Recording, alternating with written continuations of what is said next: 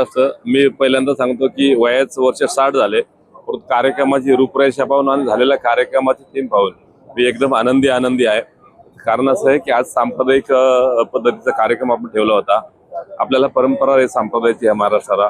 संत तुकडोजी, संत ज्ञानेश्वर, आई जनाई यांचा आपण संस्कार घेतलेले आणि त्याचाच कीर्तनाचा कार्यक्रम आज केला होता मी। आणि कळंबोलीकरीत सर्व माझ्या जनतेने खूप मोठ्या प्रमाणात प्रतिसाद दिला।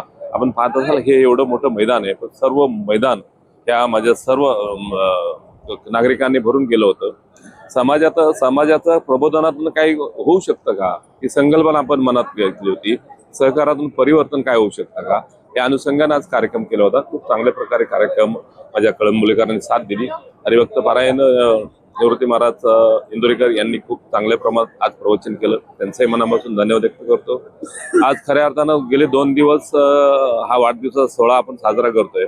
महाराजांनी महाराजांच्या वाणीमध्ये सांगितलं की माणसांचं कर्तव्य काय आहे, परमेश्वर आहे कुठे, या सगळ्या गोष्टी विचार केला तर हे 2 दिवसाचा जो कार्यक्रम करतोय खऱ्या अर्थाने सार्थकी लागला असं मला सांगता येईल। काल महारोजगार मेळावा आपण भरवला होता आणि त्या मेळाव्याच्या माध्यमातून 100 मुलांना माझा मानस होता, परंतु 100ला क्रॉस करून 110 मुलांना रोजगाराची संधी काल प्राप्त झाली। आज आम्ही अनाथ आश्रममध्ये गेलो होतो। अनाथ आश्रममध्ये एका मुलाचा 6 वर्षाचा मुलगा आहे, तो 3रीला आहे आणि त्याचा संगोपनाचा खर्च वर्षाचा जो असतो, जोपर्यंत अनाथ येतो आता 3रीमध्ये शाळेत शिकतोय, इथून पुढचा त्याच्या जीवनामध्ये त्याला जेवढं शिक्षण घ्यायचंय सर्व शिक्षण मी माझ्या प्रतिष्ठानच्या वतीने मोफत करणार आहे।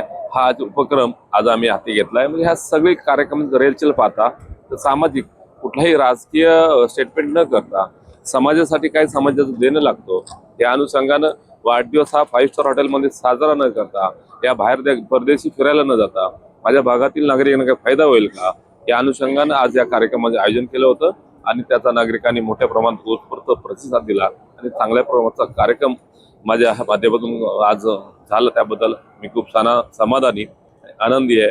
म्हणजे 60 ओलांडल्यानंतर माणूस म्हणतो, पण मी आजचा हा कार्यक्रम रेलपासून मी 60 नव्हे तर 50 वयाकडे गेलो असं मला स्वतःला वाटतंय।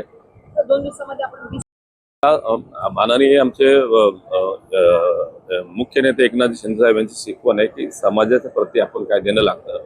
बाळासाहेबांचे विचार खऱ्या अर्थाने त्याने महाराष्ट्रामध्ये घेतल्यानंतर 80% समाजकारण काय असतं त्या माध्यमातून काम करण्याचा पायंडा या महाराष्ट्रामध्ये पाडला गेला। त्याच अनुषंगाने आम्ही कार्यकर्ता म्हणून आज काम करतोय।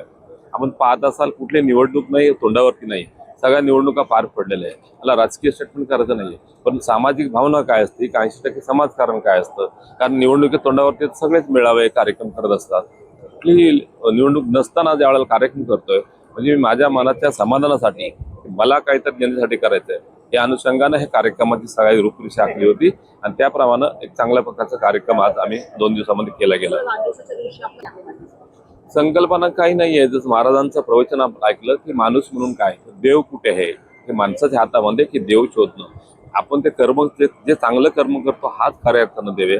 तीच संकल्पना घेऊन उर्वरित कालखंडामध्ये परमेश्वराने आपल्याला ताकद द्यावी की जनसामान्याची सेवा करण्याची संधी मिळाली ती अजून त्याप्रमाणे चांगल्यापणे करता येईल अशी मानस मला वाटतंय परमेश्वराकडे मागतोय।